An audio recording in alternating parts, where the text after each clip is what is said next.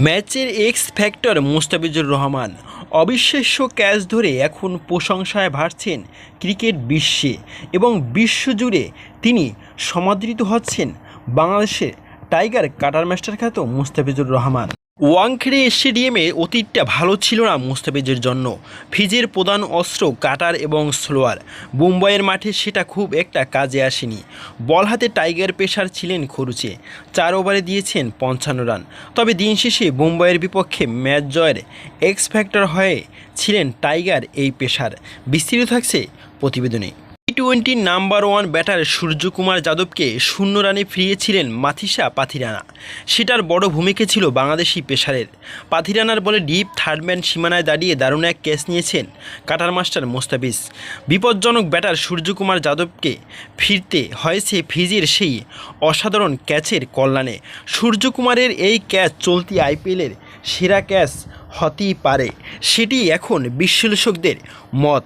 পাথিরানার বলে তুলে দিয়েছিলেন থার্ডম্যানে, আর একটু হলেই 6 হয়ে যাচ্ছিল, কিন্তু মুস্তাফিজ সেই ক্যাচ ধরেন। ভারসাম্য সামলাতে না পেরে বল উপরে ছুড়ে দিয়েছিলেন তিনি। বাউন্ডারির ভেতরে একটি পা রেখে ভারসাম্য ফিরিয়ে আবার মাঠের ভেতরে এসে ক্যাচ লোফেন। রিভিউ দেখার পর আউট দেওয়া হয়। পাথিরানা ওই ওভারটাই আউট হয়েছিল ঈশান কিষান।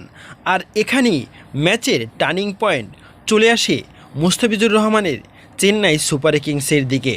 গত ম্যাচের ঝড়ো অর্ধশতক করে বেঙ্গালুরুর বিশাল টার্গেট নাগালে টেনেছিলেন এই সূর্যকুমার। তাকেই এই ম্যাচে 0 রানে ফিরিয়েছেন পাথিরানা ও মুস্তাফিজুর রহমানের এই দুই জুটির দুর্দান্ত প্রচেষ্টায়। শেষমেশ ম্যাচের পার্থক্যটাও গড়ে দিয়েছে এই একই ক্যাচই। ম্যাচে ফিজের খরুচি স্পেল ছাপিয়ে আলোচনায় আসছে সূর্যকুমারের ক্যাচটাই। আর এখানেই প্রশংসিত হচ্ছেন কাটার মাস্টার খ্যাত মুস্তাফিজুর রহমান এবং বাংলাদেশের নাম। তবে এদিন বল হাতে খরুচে ছিলেন বেশ। ফিজ প্রশংসায় ভেসেছেন ক্যাচের জন্য। যেই তালিকায় আছেন অস্ট্রেলিয়ার কিংবদন্তি উইকেটরক্ষক অ্যাডাম গিলক্রিস্ট। সাবেক এই উইকেটরক্ষক মনে করেন পাথিরানার সেই এক ওভারে খেলার মোমেন্টাম ঘুরে গেছে।